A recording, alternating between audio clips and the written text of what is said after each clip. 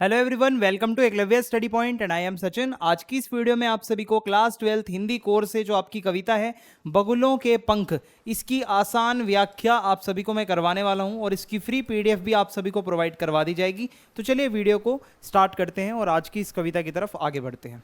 तो देखिए, आपके लिए एक इन्फॉर्मेशन है, अगर आपको कुछ भी पूछना हो तो आप मुझे इंस्टाग्राम पे मैसेज कर सकते हैं। मेरा यूज़र नेम आप सभी के सामने लिखा हुआ है और आप इसको फॉलो करना ना भूलें। और अगर आपको हमारे जितने भी नोट्स हैं उसकी पीडीएफ चाहिए तो आप टेलीग्राम चैनल हमारा ज्वाइन कर सकते हो, जिसके लिए आपको टेलीग्राम ऐप डाउनलोड करना है और वहाँ पे सर्च मारना है क्लास 12 ESP न्यू ग्रुप। ठीक है, सिंपली ये सर्च मारना, आपके सामने जो ग्रुप आएगा आप उसको ज्वाइन कर लीजिए और उसके बाद आपको वहाँ सारी पीडीएफ्स मिलती रहेंगी। तो सबसे पहले बता दूं, आज की कविता के जो कवि हैं उनका नाम है उमा शंकर जोशी जी। ठीक है, और इनकी ही कविता है बगुलों के पंख। तो बगुलों से रिलेटेड ये कविता है। बगुला आप सभी अपने बैकग्राउंड में देख सकते हो, जो आपको वीडियो में नजर आ रहा होगा। तो बगुला जो कि एक पक्षी है, इसके ऊपर आधारित ये एक कविता है हमारी, जिसका नाम है बगुलों के पंख।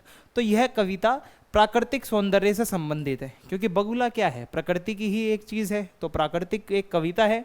आकाश में काले काले बादल छाए हुए हैं। तो यहाँ पे क्या है, आसमान का वर्णन करते हुए कवि कहते हैं कि आसमान में काले बादल छाए हैं, सांझ का समय है, यानी कि इवनिंग का, यानी कि संध्या यानी इवनिंग का टाइम है।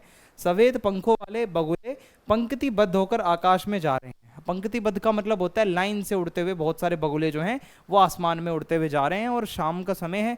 बहुत सुंदर, शानदार। पहला काव्यांश है इसका। नभ में पाती बंधे बगुलों के पंख, चुराए लिए जाती वे मेरी आंखें। कजरारे बादलों की छाई नभ छाया, तैरती सांझ की सतेज श्वेत काया।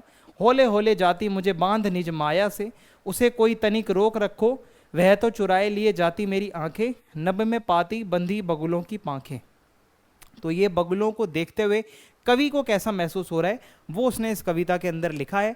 तो आइए इसकी अब हम व्याख्या समझते हैं। तो ये जो काव्यांश है, इसमें संध्याकालीन आकाश, संध्याकालीन का मतलब होता है इवनिंग के टाइम पे जो स्काई होता है, ठीक है, आकाश, वो उसमें जब कवि देखता है शाम के समय, तो पंक्तिबद्ध यानी कि लाइन से उड़ते हुए उसके बगुले, और वो अपने जो बगुले हैं वो सफ़ेद पंख अपने लिए हुए हैं। सफ़ेद बगुले, सफ़ेद पंख, बहुत सुंदर लगते हैं संध्याकालीन आकाश में। ये जो नेचुरल, ये जो एक सीनरी दिखती है, प्राकृतिक दृश्य, ये बहुत ही सुंदर वर्णन उन्होंने अपनी कविता के अंदर करने का प्रयास किया है। ठीक है, अब हम अगर आगे बढ़ें तो इसकी व्याख्या कुछ ऐसी है कि कवि कहता है कि आकाश में बगुले अपने पंख फैलाए हुए कतार में उड़ रहे हैं।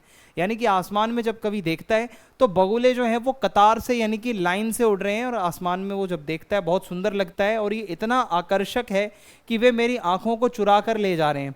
यानी कि कवि अपनी आंखें नहीं हटा पा रहा, इतने सुंदर लग रहे हैं वे बगुले।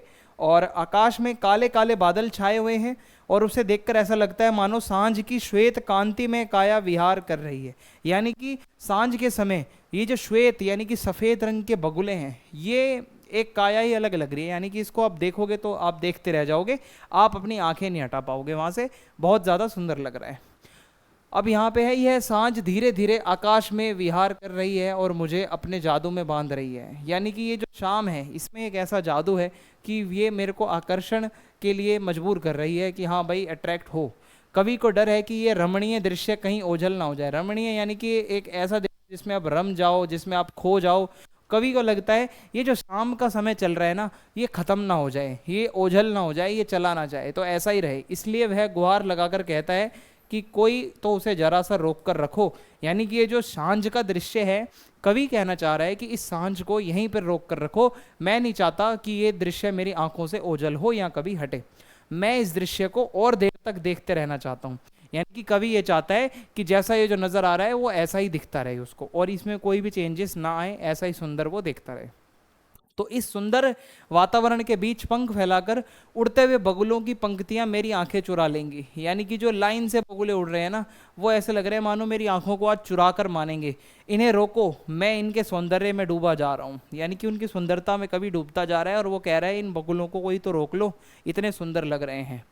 फिर उसके बाद अगर मैं आपको बताऊं, ये कविता इतनी छोटी सी थी। और छोटा मेरा खेत, एक कविता हमने पढ़ी, बगुलों के पंख, ठीक है, ये हमने पढ़ लिया।